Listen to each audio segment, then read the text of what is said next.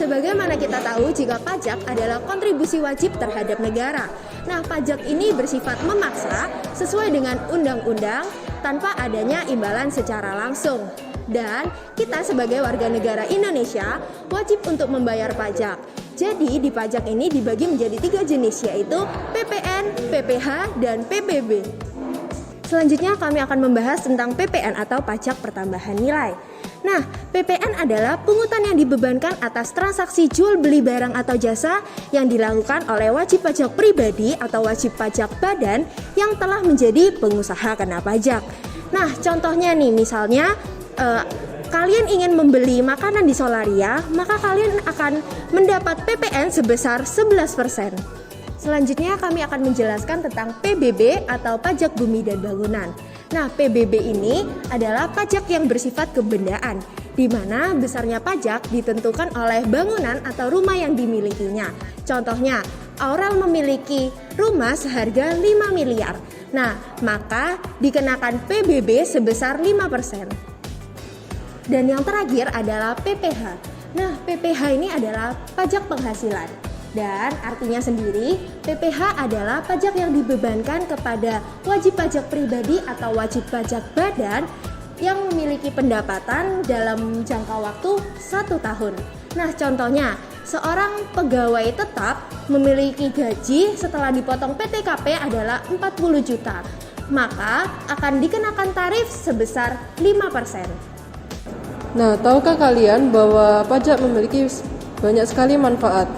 Yang pertama yaitu untuk menyejahterakan masyarakat, perlu dibangun fasilitas umum dan infrastruktur yang memadai.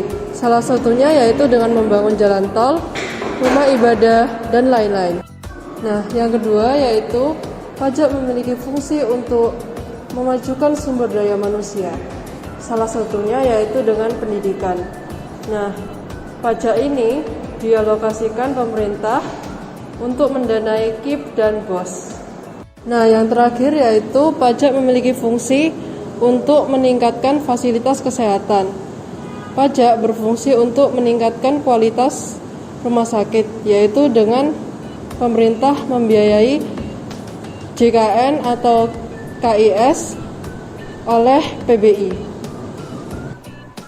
Pajak memiliki beberapa fungsi. Di sini saya akan menjelaskan 4 fungsi utamanya, yaitu yang pertama adalah fungsi untuk mengatur, kedua fungsi stabilitas, fungsi anggaran, dan fungsi redistribusi. Yang pertama adalah fungsi mengatur. Fungsi mengatur berarti melalui pajak, pemerintah dapat mengatur pertumbuhan ekonomi dan sebagai alat untuk mencapai tujuan. Yang kedua adalah fungsi stabilisasi. Fungsi stabilisasi berarti pemerintah memiliki dana untuk menjalankan kebijakan yang berkaitan dengan harga barang. Dengan begitu, tingkat inflasi dapat terkendali serta ekonomi dapat berjalan dengan baik. Yang ketiga adalah fungsi anggaran.